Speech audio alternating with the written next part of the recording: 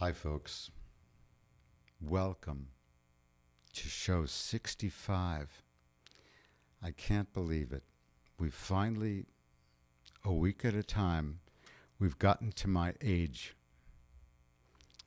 Yep. Strange as that is. Yes, I was born in the same year they invented the computer. Interesting. Yeah, it used to have vacuum tubes instead of transistors and chips. There was a room 50 feet long full of vacuum tubes. That's how it worked. And at one point, they were getting problems. There were electrical shorts and there were all these things. And they went into the vacuum tube room. Of course, it would get hot in there. They were all like light bulbs. It would get hot in there, so they'd have to, make sure it didn't get too hot. But they didn't go in there all the time. And they went in to see what was going wrong, and there were bugs. There were bugs crawling around and screwing everything up. That's why we say there's a bug in the system. Yep, it's still got bugs in it. We're working out the bugs. That's what that comes from. I love to find out the origin of things that we take for granted. Of course, we take everything for granted. We take the highway for granted, and we take our toes for granted. I have a nice Texaco map of Vermont from 1963, where the interstate only goes from Montpelier to Burlington. It's interesting to think of. An erudite gentleman I know the other day, he thought the interstate highway system had screwed up the entire country, and, well, it broke all the bounds of regionality, and now we have chain stores everywhere, and places don't have much personality of their own, because things are so generic. Everyone down south has heard the music from up north. Everyone up north has heard everything from down south. It's just, we've lost something. In our quest to know everything, we have lost something. It's kind of like a road, I think. When you have three places in a row, you can build a road from place number 1 to place number 3 by eliminating place number 2. You have a road that enables people to get from one spot to another, and to do so, you eliminate what's in the middle, It becomes a road. So, I'm not so sure it's good. I grew up when there were still mom and pop stores all over. There were really no chains. Things were getting started, though. David Halberstam's book, The 50s, is an interesting read because every other chapter is not about politics. Not that interested in politics.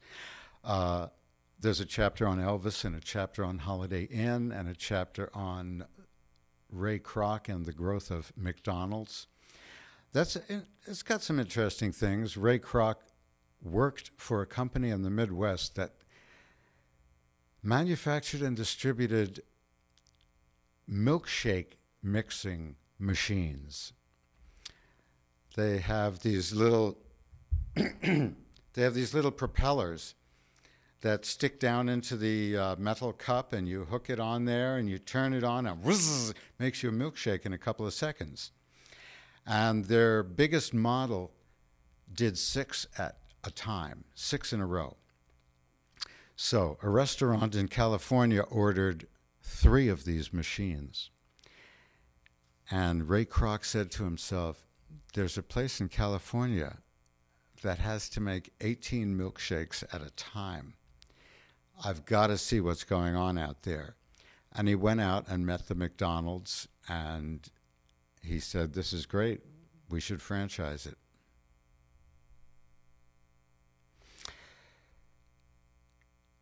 Big oaks from little acorns grow.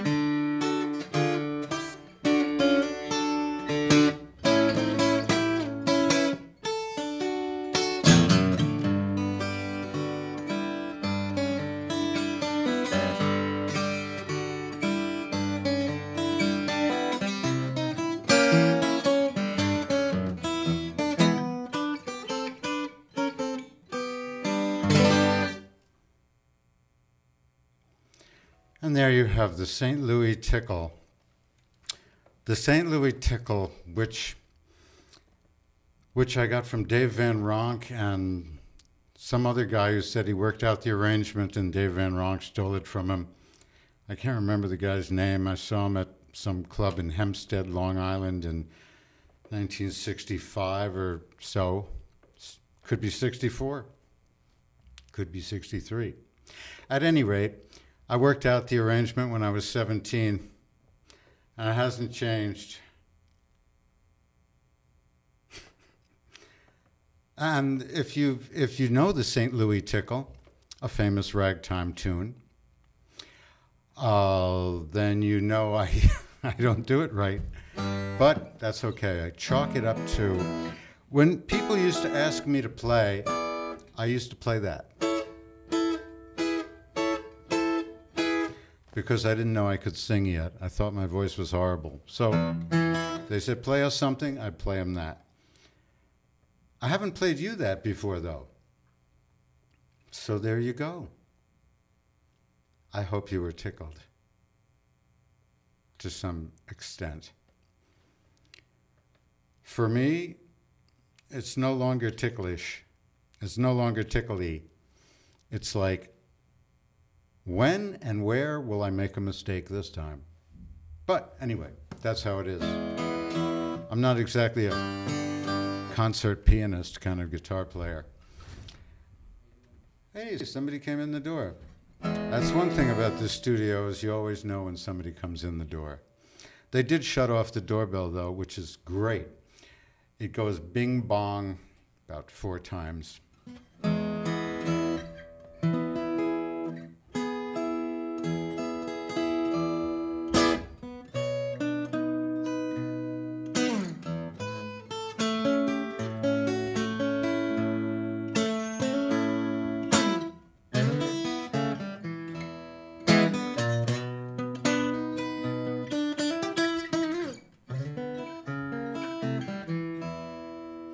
Ah, yes, Key to the Highway. That was another one of my earliest songs, or one of the earliest ones that I still do. My first girlfriend told me it was really good. Dee Dee Quigley. Where are you now? Dee Dee Quigley. Dorothy Quigley. I don't know. I've tried to find her. I don't know. I really don't know. But who knows? She said that her family ran a Pekingese farm in Pennsylvania. Anyway, because it was almost 50 years ago, I'm not so sure of the facts. Not that I can get all the facts right from last week. That in a 2000 Dodge Intrepid, to remove the battery, you have to take it down through the wheel well. You have to take off the wheel and take it down through the wheel well. Did you know that? I didn't know that until last week.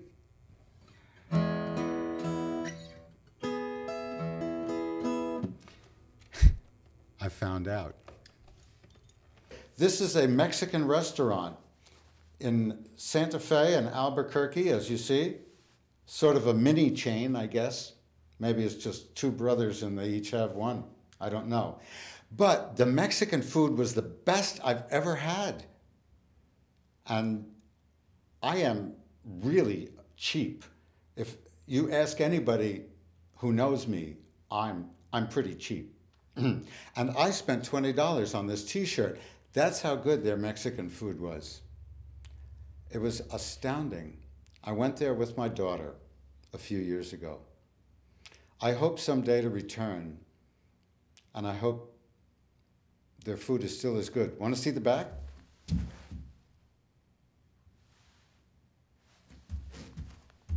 Well, there you go. It's Baja-licious. It's called a Baja Grill. Bumblebees Baja Grill. What do I know?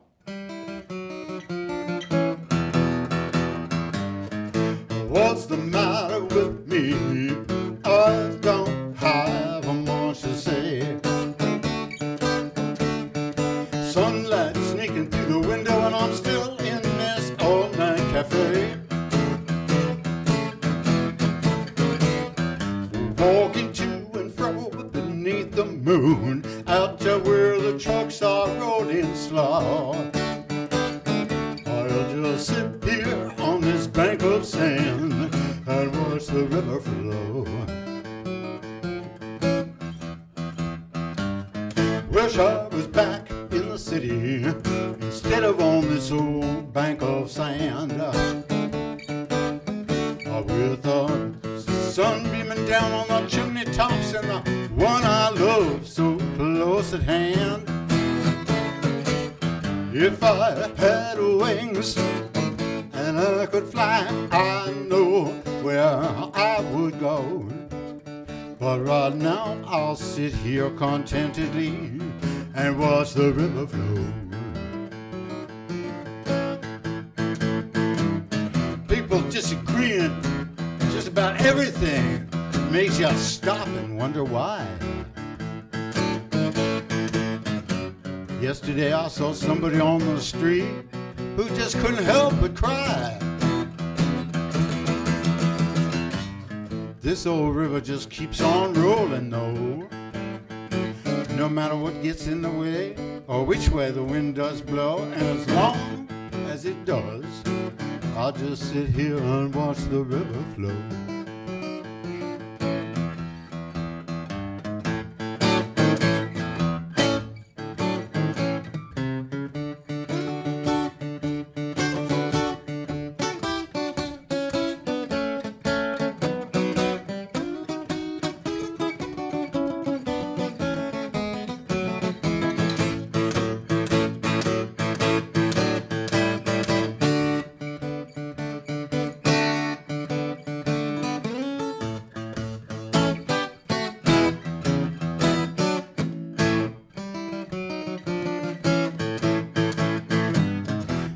People disagreeing everywhere you look makes you want to stop and read a book.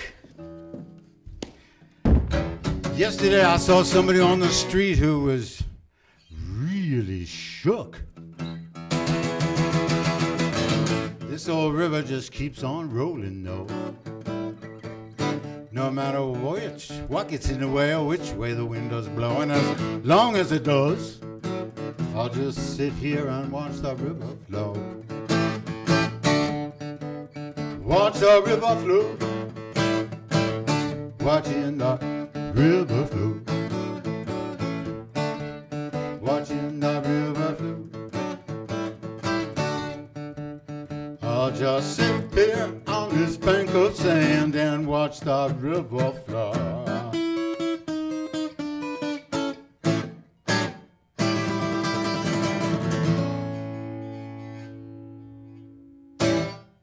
Ah, yes, that was a single.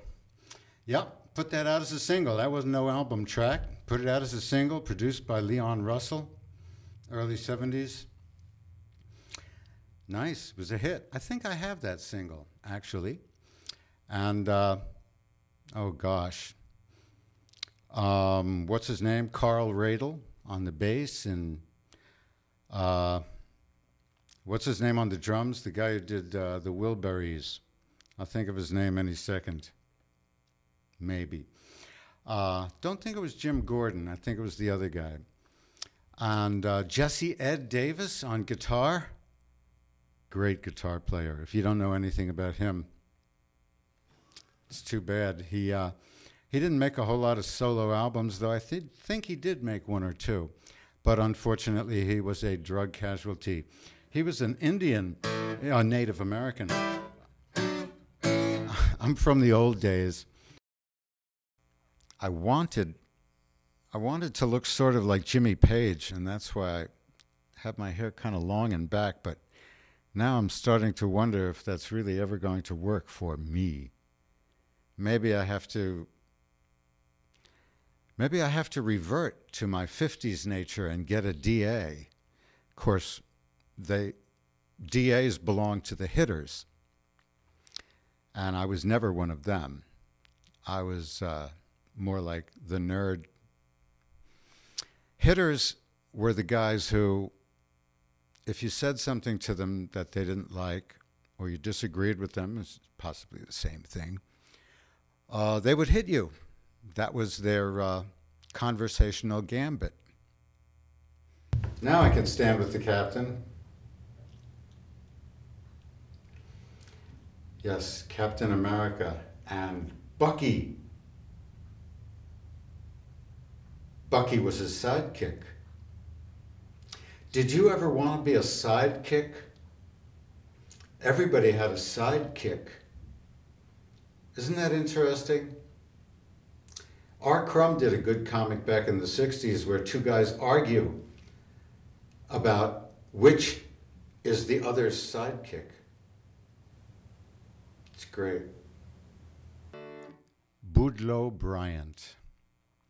Boudleaux Bryant was a wonderful songwriter. He and his wife, Felice, wrote many, many songs that you know. All of the old Everly Brothers tunes, Bye Bye Love, Devoted to You.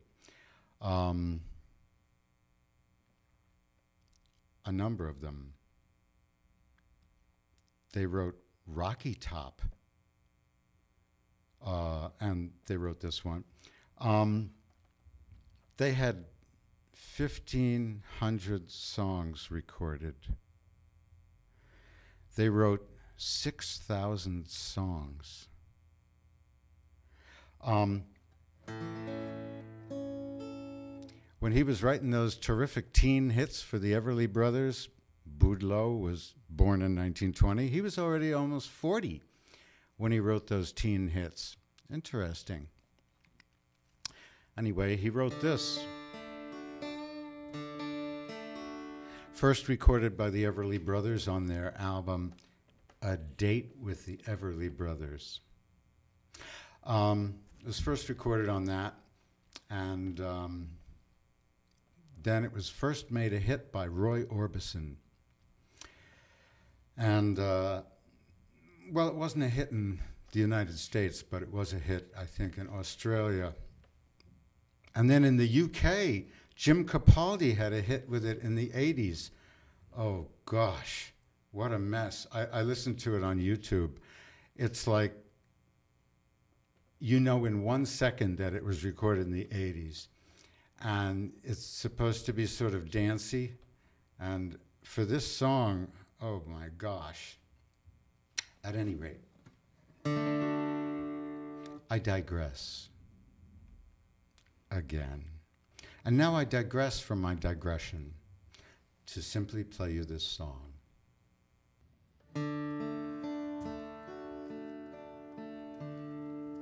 And yes, I wish I had a harmony singer, but I don't.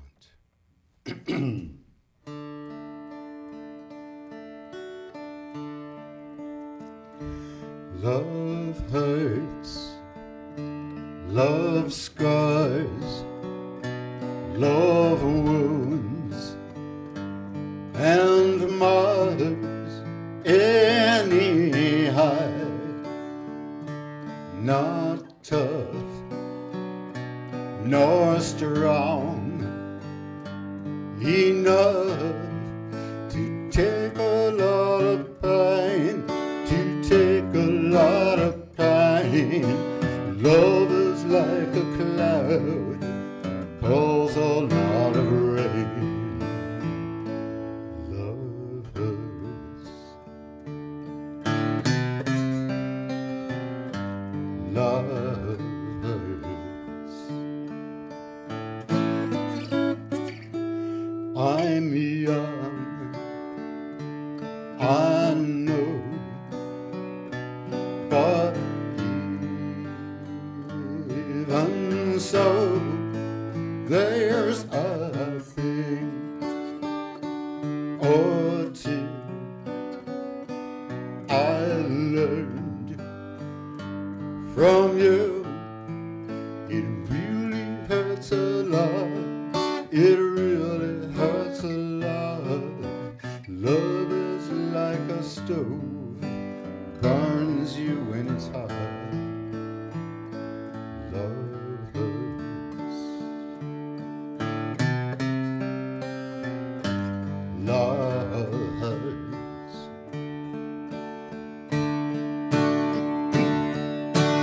Some fools think of happiness, blissfulness, togetherness. Some fools fool themselves, I guess, but they're not fooling me. I know it isn't true. I know it isn't true. Love is just a lie made to make you blue. Love hurts. Love hurts. Oh, love hurts.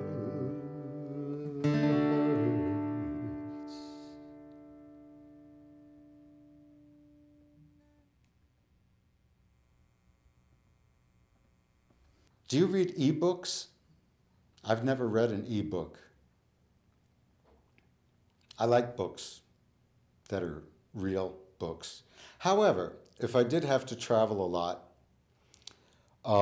it'd be a heck of an efficient way to take 1,000 books with you.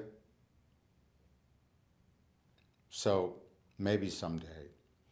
Maybe someday I'll be adorned with an iPad and well, I guess that's all you need.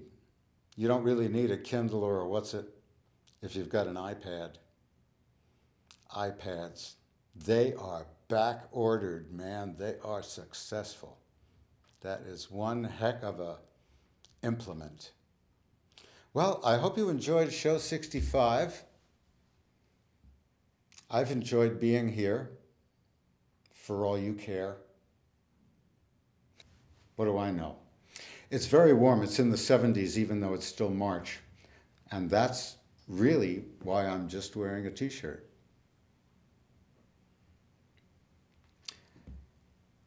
Well,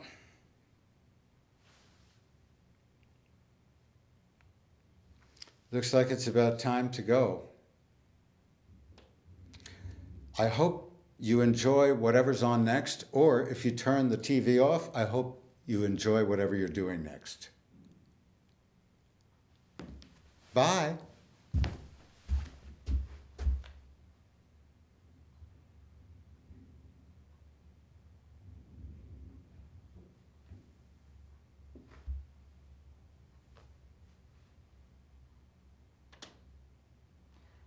See you, Captain.